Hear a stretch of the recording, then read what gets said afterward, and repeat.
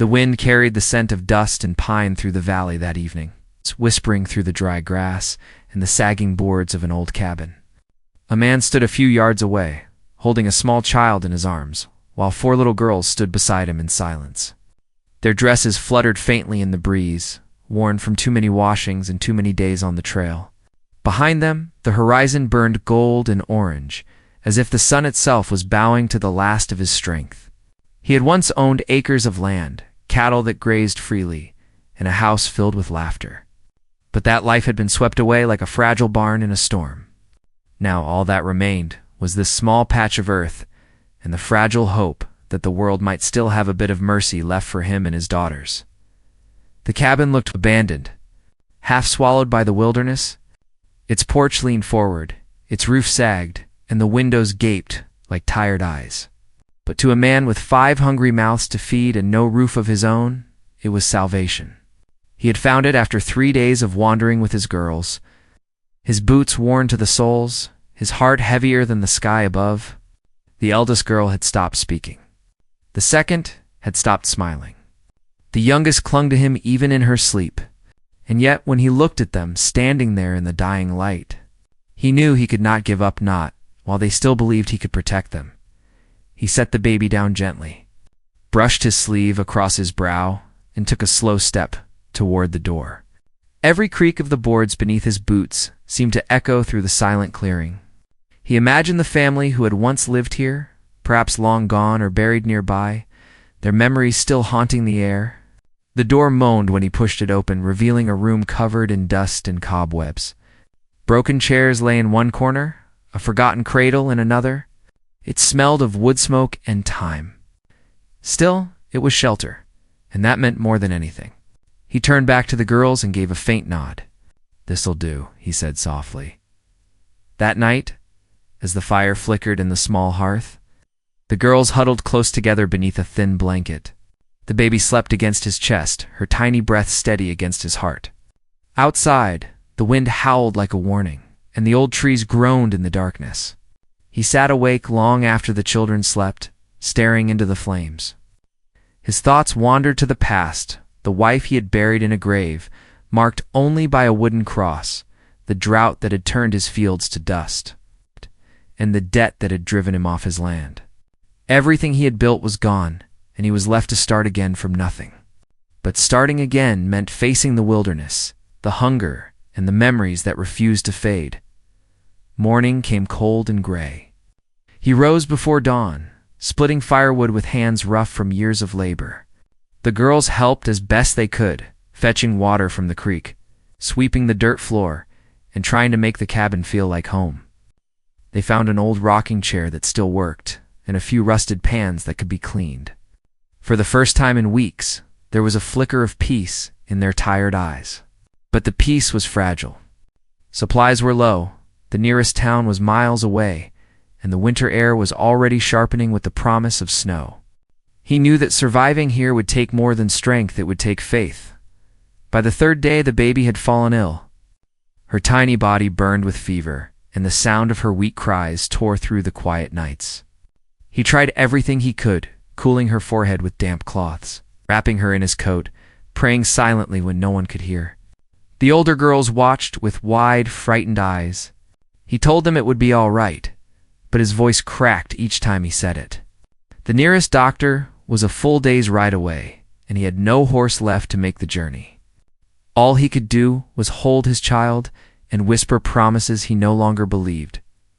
That evening, as the sun sank behind the distant hills, a faint sound carried through the wind, a creaking wagon, or maybe footsteps on the trail. He rose to his feet, tense and alert. Out here, strangers could mean trouble, but the sound grew nearer, steady and calm, until a shadow appeared between the trees.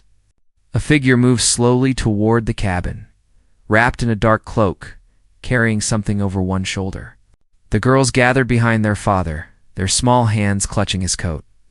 His heart pounded as he reached for the axe by the door. "Who's there?" he called out, his voice cutting through the cold.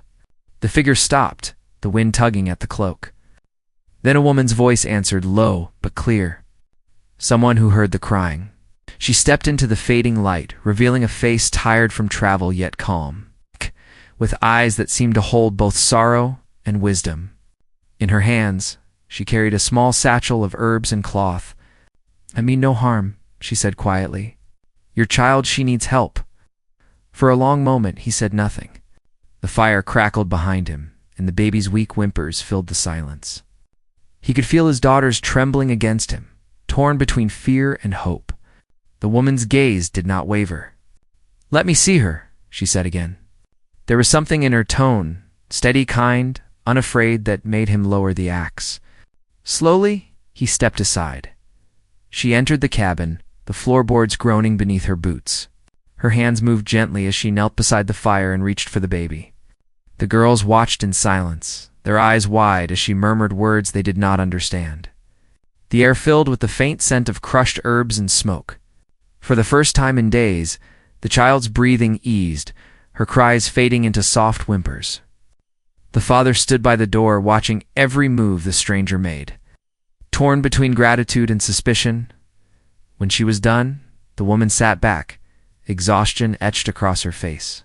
"She'll need rest and warmth," she said softly, "but she'll live." Then she turned her gaze toward him, as if she could see all the pain and loss he carried. "So will you," she added, almost as a whisper. The firelight flickered across their faces, casting long shadows on the walls. Outside, the wind had calmed, and the night grew still. The girls clung to each other, their eyes heavy with sleep. But their father could not look away from the woman who had appeared from the wilderness, like some impossible answer to a prayer he had never dared to speak aloud. Who was she? Why had she come here, to this forgotten place, just when his hope had begun to die? He didn't know. But as the baby slept peacefully for the first time in days, he felt something stir inside him, a feeling he hadn't known in a long time. Not trust, not yet, but the faint spark of something that felt almost like faith. He turned toward the door and looked out at the dark horizon. The storm clouds that had loomed for weeks were finally breaking apart, revealing a strip of silver moonlight stretching across the plains. It felt like a sign. He didn't know what kind of miracle had found them in this desolate place, or what it would demand in return, but he knew one thing for certain: life in that cabin was never going to be the same again.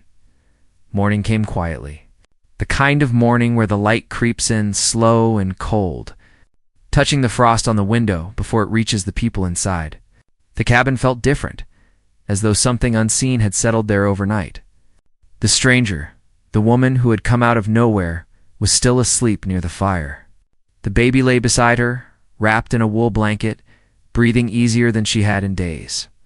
The father sat by the window, his hand wrapped around a tin cup of coffee gone cold, watching the pale sky turn from gray to gold. He didn't trust easily anymore, not after everything he had lost. But there was no denying that her arrival had changed something. When she finally stirred, he could see the weariness in her face. Her clothes were travel-worn, her boots cracked with dust, and her eyes looked like they had seen too much of the world. She moved quietly, careful not to wake the children, and started tending to the fire as if she had lived there all her life. He didn't ask her name, not yet. He just watched as she worked, her movements sure and steady, like someone who knew what survival meant. By noon, the girls were awake and whispering among themselves. They were shy, unsure what to make of the stranger who had saved their baby sister. The eldest, the one who had grown too old too soon, finally stepped forward and offered the woman a bowl of broth. The woman smiled gently, thanked her, and took a slow sip. The sound of that small exchange seemed to thaw the room a little. Later that day, the father went out to chop more wood.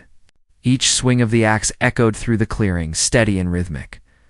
The winter air bit into his skin, but the work felt good, something familiar in a world that no longer made sense. When he stopped to catch his breath, he noticed the woman outside, hanging a blanket on the porch rail to dry. Her presence still felt unreal, like something borrowed from a dream. He remembered the night she arrived, the sound of her voice, the calm in her eyes, the way she seemed to carry a quiet strength that no storm could touch. But questions churned beneath the surface. Who was she? What had brought her through the woods alone in the dead of winter? And why did she speak with such certainty, as if she had known his child would survive before she even touched her. That night, as the children slept, he finally asked.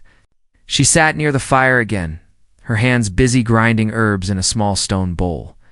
The light danced across her face, revealing lines of fatigue, but also something softer, something peaceful. "You came a long way," he said quietly. "Not many wander this far off the trail. What were you looking for?" She didn't look up right away. When she did, her eyes met his with a steady calm. Not what she said, who. He waited, but she said no more. The fire popped and hissed, and the silence between them grew heavy. "You knew about the child," he said finally. "You heard her crying. You said, 'But from where?' There's nothing out there for miles." "I was passing through," she replied. "I travel from place to place, helping where I can." "Helping?" He repeated, "You a healer?" Something like that. Her tone was quiet, but there was weight in it, something that hinted at more than she wanted to tell. "I've studied plants, roots, old ways that most folks don't believe in anymore. But it isn't just that. Sometimes," she hesitated, as if choosing her words carefully, "sometimes I feel when someone's in trouble. I don't know how to explain it. I just know." He frowned slightly, not sure what to make of her words. Out here, talk like that could sound strange, even dangerous. Yet, when he looked at his sleeping daughter, the one who had been burning with fever just the day before, he couldn't deny the truth of what she'd done. Days turned into weeks, and slowly, the cabin began to change. What had once been cold and hollow started to feel like a home again. The woman helped where she could, teaching the girls how to grind cornmeal and dry herbs for tea. She mended torn clothes with neat, practiced stitches and taught them how to make soap from ash and fat. Her knowledge seemed endless, drawn from years of wandering. The children grew attached to her, their laughter returning little by little. But not everything was at peace. The father still felt the unease that came with not knowing someone's past. Sometimes he would catch her staring out the window at night. Her face turned toward the hills as if she were listening to something only she could hear. Once he woke before dawn and found her outside, barefoot in the frost, whispering to the wind. When he asked what she was doing, she only said, "The land listens when you speak to it." The nearest town was small and suspicious of outsiders. When he went there for supplies, he mentioned her name, though he still didn't know if it was Reland. The storekeeper's eyes narrowed. "You say she's staying with you?" He asked. "You be careful, friend. Folks say there's a woman roaming these parts, a healer maybe, but not the kind you want near your home. Some call her cursed." He didn't believe in curses.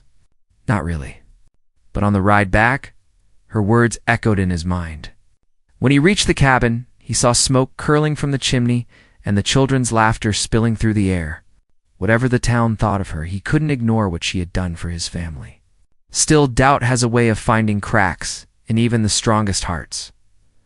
That night, he asked her again about her past. "The town says things," he said slowly. "They think you've been around these parts before. The people who meet you don't always fare well afterward." Her eyes lifted from the fire, and for the first time, he saw a flicker of pain there. "People fear what they don't understand," she said softly. "Once, I helped a family through a sickness. The child lived, but the mother did not. They said I took her soul in exchange. I left after that. I've been leaving ever since." The silence that followed was heavy with things neither could say. He wanted to tell her he didn't believe such talk, but a part of him wondered if perhaps fate had brought her here for more than just healing. Winter deepened. Snow came early, blanketing the valley in white. The cabin grew quieter, its walls holding the warmth of the fire and the weight of unspoken thoughts. The woman stayed, though she often looked restless, like someone waiting for something or someone to find her. One night, a storm rolled through, fierce and cold. The wind rattled the shutters, and the youngest girl began to cry in her sleep. The woman soothed her quickly, whispering in a language none of them knew. When the father looked at her, something in her face made his chest tighten on fear. Not sorrow, but a strange kind of knowing. After the storm passed, he stepped outside to check the roof. The world was silent beneath the snow, except for the faint sound of something distant, a horse's cry, or maybe a voice carried by the wind. He scanned the tree line, his breath turning to mist in the air. There, far off, he saw movement. A lone rider. The figure paused, watching the cabin before turning back toward the hills. When he came inside, the woman was already standing by the window, her expression unreadable. "They've found me," she whispered. "Who?" he asked. Her voice trembled, barely audible. "The ones I ran from." The fire flickered, casting long shadows on the floor. The children slept unaware, their small faces peaceful in the dim light. But the man and the woman stood there, truth hanging between them like smoke.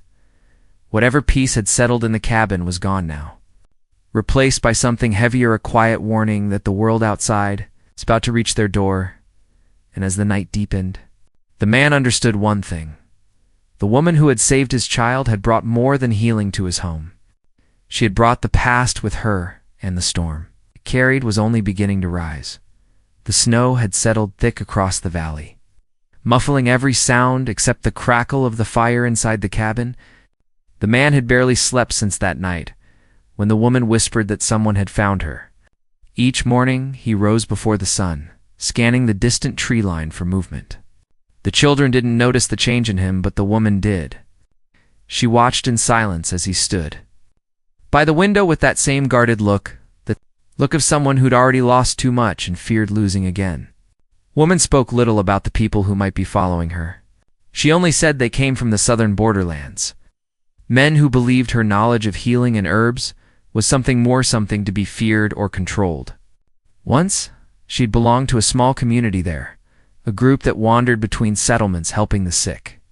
But when a fever swept through one town, and half the people died despite her efforts, they turned on her. They said she called upon dark things.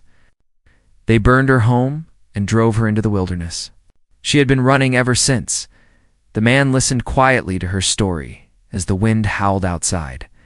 He didn't know what to believe. He wanted to see her as just a wanderer with a gift, not as someone cursed or dangerous. But doubt can take root easily when life has already been cruel.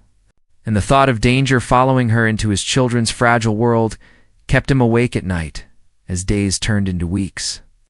The uneasy peace in the cabin began to fray. Tracks appeared near the stream, one morning hoofprints that didn't belong to any of his horses. Someone had been close enough to watch them. He found bits of broken twigs near the tree line, the kind that snapped under the weight of a boot. When he returned to the cabin, his face was pale, his jaw tight. The woman saw it and didn't ask what he had found. She only said, "It's begun." The eldest daughter noticed the tension too. She had grown more serious since her mother's death, taking care of her younger sisters as if she were twice her age. That night she asked her father quietly, "Are we in danger again?" He didn't answer right away. Instead, he brushed a strand of her hair from her face and said, "As long as I'm here, no one will harm you." But even as he spoke, he wasn't sure he could keep that promise. The next few days passed under a low gray sky. The snow melted slightly during the day, then froze again at night, leaving a thin layer of ice over everything. The man spent most of his time repairing fences, chopping firewood, and checking traps. Each time he left the cabin, the woman would stand in the doorway, watching until he disappeared from sight. The children began to cling to her more. They followed her as she gathered herbs near the creek, asked her to tell stories at night, and laughed when she taught them to shape little dolls from straw. Her presence had become part of their world now, like the fire in the hearth or the smell of pine smoke. But danger always finds the places where hope begins to grow. One morning, when the man was setting snares in the forest, he heard the faint sound of hooves again. This time, they weren't far. He crouched low behind a fallen log and saw two riders moving slowly through the trees. They weren't locals. Their clothes were heavy leather, their horses lean and restless. One of the men carried a rifle slung across his back. The other had a long scar that caught the pale light when he turned his head. They were searching, scanning the ground, speaking in low voices. The man stayed hidden until they passed, then ran back toward the cabin as fast as his legs would carry him. When he burst through the door, the woman already knew. Her face was pale, her hands trembling slightly as she set down the pot she had been holding. "They're close," she said quietly. "I felt it before you even came. What do they want?" he demanded. To take me back, she replied. To finish what they started? He looked at her, torn between disbelief and anger. You brought them here? You brought danger to my family? Her eyes filled with tears, but she didn't look away. I never meant to. I thought I had lost them months ago, but they always find me. They say I owe them something, that what I know belongs to them. The baby stirred in her cradle, and the eldest girl came to stand by her father's side, her small hand gripping his arm. The woman turned away, wiping her face quickly before the children could see. The air inside the cabin felt heavier than the storm outside. That night, the man sat awake with his rifle across his knees. The fire burned low, and every creak of the timbers made him glance toward the door. The woman didn't sleep either. She sat by the window, staring out into the darkness. Once, she whispered something under her breath, a prayer or a warning. Couldn't tell which. By morning, the sky had cleared, but unease hung over the cabin like smoke.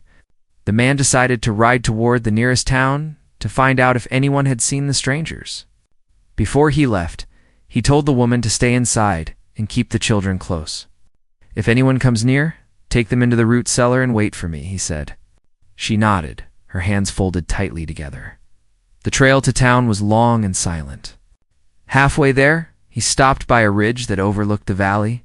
From that height, he could see the faint line of smoke from his cabin's chimney. Beyond it, near the trees, something glimmered metal, catching the sunlight. He felt a chill run through him. Someone was there watching. He rode hard back toward home, snow kicking up beneath his horse's hooves. When he reached the clearing, everything seemed still. The door was shut. No sound came from inside. He called out, and a moment later, the eldest daughter appeared, her face pale. They came, she whispered. 2 men. They asked for her. She told us to go into the cellar. Then she went outside. He ran past her, heart pounding. Outside, he found the woman standing near the edge of the woods, facing the 2 riders he had seen earlier. Her cloak whipped in the wind, her voice calm but firm. You don't belong here, she was saying. Leave these people out of it. The man stopped a few yards away, raising his rifle. You heard her, he said. You're not taking anyone. The riders exchanged a glance. The one with the scar smiled coldly. You don't understand what she is, he said. She's not who you think. She's dangerous. She's got things you can't even name, things that shouldn't exist. The man's grip on the rifle tightened. All I see is someone who saved my child's life. The scarred man's smile faded. Then she's already taken hold of you. Before anyone could move, a gust of wind swept through the trees, strong enough to send a flurry of snow spinning through the air. The horses reared, snorting and kicking, their eyes wide with fear. The woman raised her hands slightly as though calming them, and for a moment everything fell silent except the wind. Then the riders turned and galloped away, vanishing into the forest. When it was over, she sank to her knees, exhausted. The man ran to her side, helping her up. What did you do? He asked, breathless. I didn't harm them, she said weakly. I only asked the wind to carry them away. He didn't know what to say. The children watched from the doorway, their faces full of awe and fear. For a long moment, no one spoke. The snow began to fall again, soft and silent, covering the tracks that led into the woods. That night, the woman was quiet, her hands trembling as she sat by the fire. The man could see the weight she carried, the fear of being hunted, the exhaustion of never belonging anywhere. Yet there was also something else's strange strength that came from somewhere deep inside her. The same strength that had saved his family. He wanted to believe she was only a healer, not the thing those men had claimed.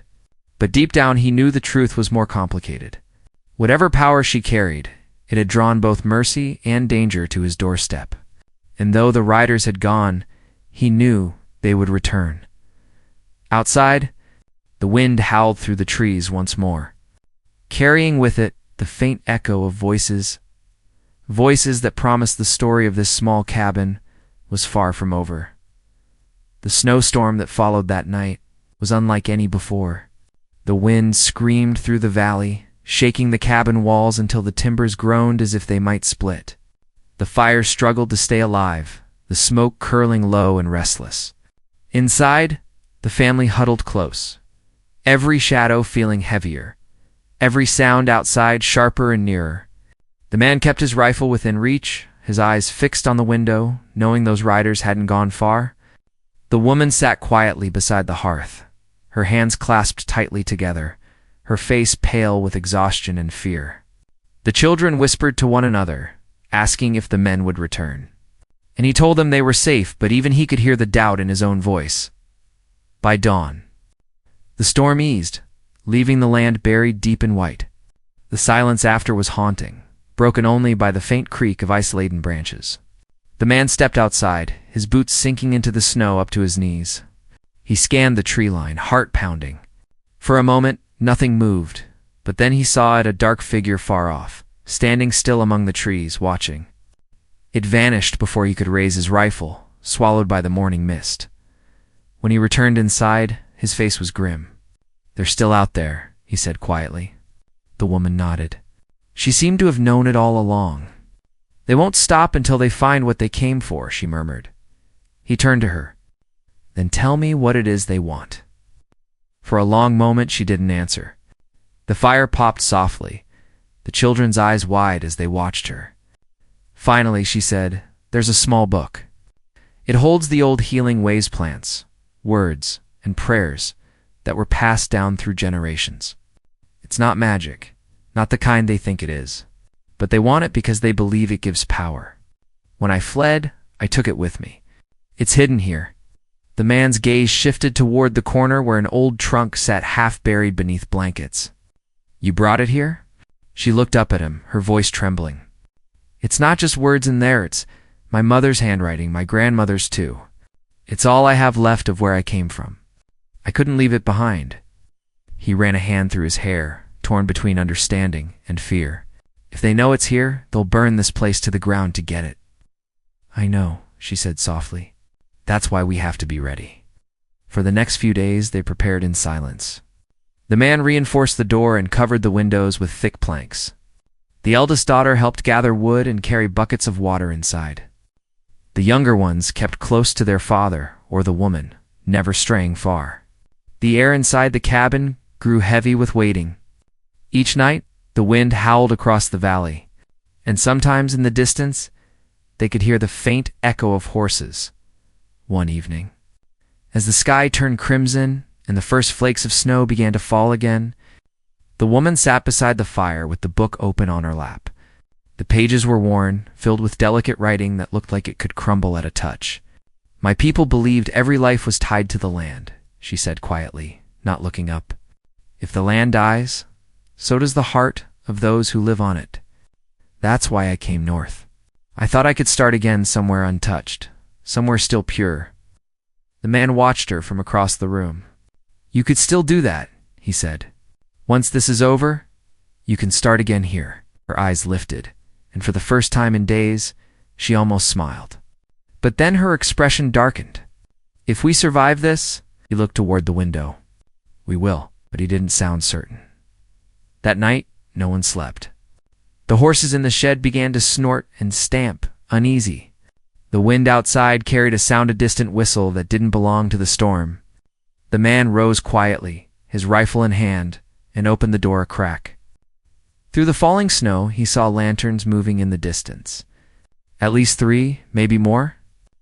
The riders were coming. He turned to the woman. "They've found us." She closed the book and stood, her voice steady. "Then it's time to end this."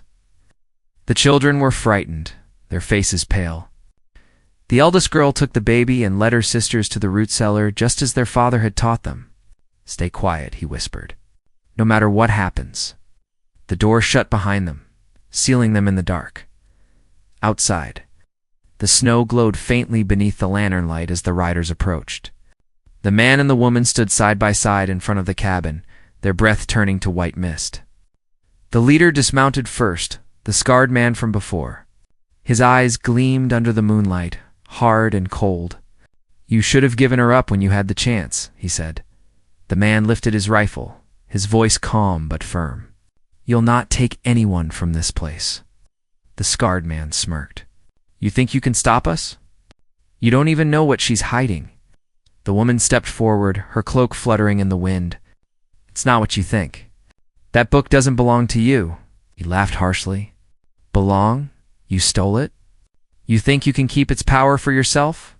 "It's not power," she said, her voice shaking now.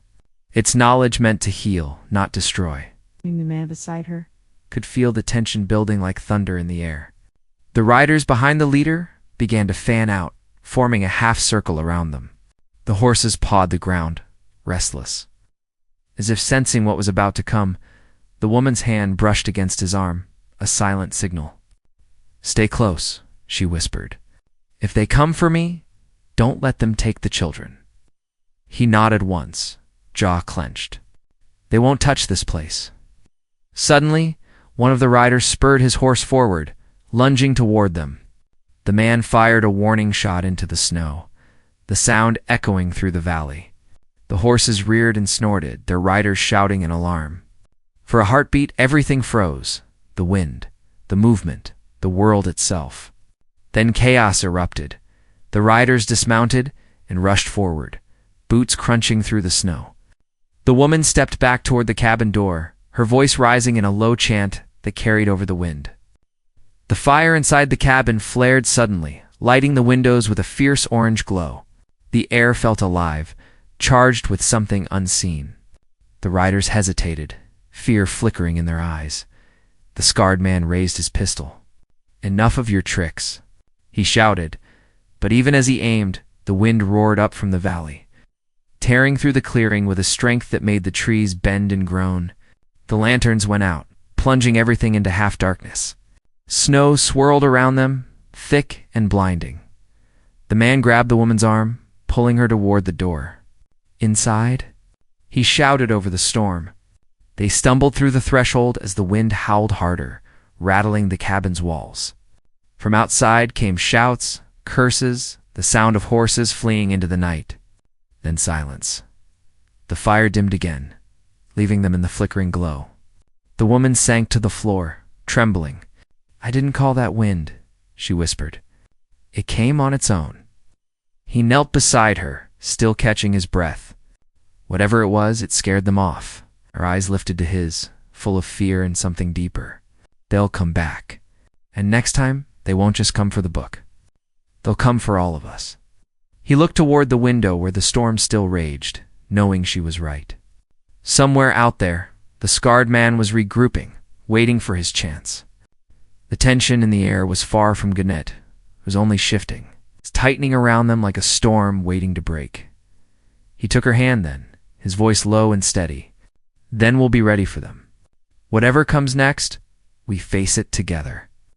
The wind howled once more outside, shaking the door, but neither of them moved. The children stirred below in the cellar, unaware of the battle that had nearly reached their home. Above them, two souls sat in the dim glow of the fire, one burdened by her past, the other by his losses, bound now by a fight neither had chosen, but both would see through to the end. Outside, the snow kept falling, erasing tracks, hiding every sign of the struggle that had taken place. Yet in the cold, endless silence of that valley, something had begun to change. The fear that had haunted them for so long was giving way to something new, something fierce, unspoken, and alive. The storm had not ended, but in its heart, the first light of hope was beginning to rise. The storm carried through the night, howling across the valley as if the mountains themselves were warning the world to stay away. Inside the cabin, the family stayed close together, the fire glowing softly against the wooden walls. The man sat near the window with his rifle resting on his lap, his eyes fixed on the dark. He waited for the sound of hoofbeats, for shouting or footsteps, but none came. The land was silent, except for the sigh of wind through the trees. The woman sat across from him, her face tired yet calm, the book of healing resting in her lap. The children had finally fallen asleep near the fire, their breathing slow and peaceful. By morning, the snow had stopped. The valley lay covered in a white so pure it seemed untouched by the night before. When the man stepped outside, the world felt different. The air was still, heavy with the scent of pine and smoke. There were no tracks in the snow except those leading to the barn. The riders were gone. Maybe the storm had turned them away for good, or maybe they had seen enough to realize this land would not welcome them back. Either way, the danger that had shadowed them for so long had lifted, leaving behind only quiet. When he returned inside, the woman was feeding the fire. She looked up at him, searching his face. "They're gone?" He nodded slowly. "For now, maybe for good. The storm did what we couldn't." She smiled faintly, the relief softening her tired features. "Sometimes the land defends its own," she said quietly. The children woke soon after, their laughter filling the cabin once again. The eldest helped her sister's dress while the baby clapped her hands near the fire, her face glowing with warmth. The man watched them, feeling something stir inside him that he hadn't felt in a long time. Peace. It wasn't loud or sudden, it came gently. Like the first thaw of spring, in the days that followed, life began to find its rhythm again. The man repaired the fences and mended the roof. The woman cleaned the small garden patch behind the cabin, breaking the frozen soil to prepare it for spring planting. The eldest girl took to following her, learning the names of herbs and how to use them. The woman's knowledge, once feared, became part of their daily life. She taught the children how to make salves for burns, teas for fevers, and poultices for wounds. They called her the healer, not in fear, but with affection. The man often watched her from the porch as she worked with the girls. The way she knelt in the earth, her hands steady and gentle, reminded him of his late wife, how she too had cared for life in the smallest of ways. He realized that what had begun as gratitude had grown into something deeper, something steady and unspoken. It was as if the ache of all he had lost was slowly being filled by the quiet strength of this woman who had walked into their lives when everything seemed broken. One afternoon, he found her standing by the creek, the wind lifting her hair as she stared into the water. He walked up beside her, his boots crunching softly in the snow. "You could go now," he said gently. "No one's chasing you anymore." She turned to him, her expression unreadable. "I thought about it," she admitted. "But I've been running for so long, I don't know what it means to stop." He looked at her, the cold air between them sharp and clean. "Then maybe it's time you learn." Her eyes softened, a hint of tears glimmering there. "And if I stayed, then you'd be home," he said simply. From that day forward, she stayed. The snow began to melt, and spring crept slowly across the valley. The creek filled with clear water, the grass returned to the hills, and the cabin, once broken and forgotten, became a place of life again. The woman's garden grew strong under her care. Travelers passing through the mountains sometimes stopped to rest there. Some came sick or wounded, and she helped them all, never asking for payment, only that they leave the land as they found it. Word spread quietly about the cabin deep in the hills where a healer lived with a man and his daughters. Her kindness still had a home. As the seasons turned, the family found their peace. The girls grew stronger and brighter with each passing year. The eldest, once silent and withdrawn, began to laugh again. She learned the healing ways from the woman, writing notes in the same book that had once caused so much trouble. Together, they added new pages or recipes for medicines, drawings of herbs, and small sketches of the valley they called home. The youngest learned to speak, and her first word was not father or mama, but warm, spoken one quiet morning as she sat near the fire. The man often sat outside in the evenings, watching the sun dip behind the ridges, his heart finally still. Sometimes he thought about the men who had hunted them, about the life he had lost before all this. But each time he looked toward the cabin and saw the light glowing softly through the window, he felt the ache fade a little more. He had once thought his story was finished, that life had taken everything it could from him, but somehow it had given something back, something stronger than what had been before. One evening, the spring air was warm enough to leave the door open. The woman joined him on the porch. The sound of the creek carried faintly in the distance. The girls were inside, their laughter spilling through the open window. She sat beside him, folding her hands in her lap. "You never asked me what's written in the book," she said quietly. He smiled a little. "Didn't need to. Whatever's in there brought you here, and that's enough for me." She looked at him for a long moment before nodding. "Then maybe it was meant to," she said softly. They sat together in silence after that, watching the sky turn from gold to blue. The stars began to appear one by one, scattered like small blessings across the night. The land that had once felt like a place of exile now felt like home, steady and alive beneath their feet. The wind that once brought warnings now carried only the gentle scent of pine and soil. As the night deepened, the woman rested her head on his shoulder. He didn't move or speak. He simply let the moment stay, knowing some things didn't need words. In that stillness, with the warmth of her beside him and the sound of his children's laughter behind him, he realized that the miracle he'd once waited for had already come, not in thunder or light, but quietly, in the shape of someone who had lost as much as he had, and who had found in this small, forgotten cabin a reason to start again. Years later, the cabin would stand strong among the trees, surrounded by green fields and wildflowers. Travelers would still speak of it, the place where the healer and the widower raised 5 daughters and welcomed all who came with kindness. And though many things would change with time, the spirit of that valley would remain the same, a place born from loss but grown from love, where the sound of laughter always found its way through the pines, and on quiet nights, when the wind moved gently through the mountains, it carried a whisper of the past, the story of a man who thought he had lost everything, and a woman who brought healing not only to his home but to his heart. It was a reminder that even in the loneliest corners of the world, hope can still find its way, and that sometimes the greatest miracles are not the ones we seek, but the ones that find us when we need them most.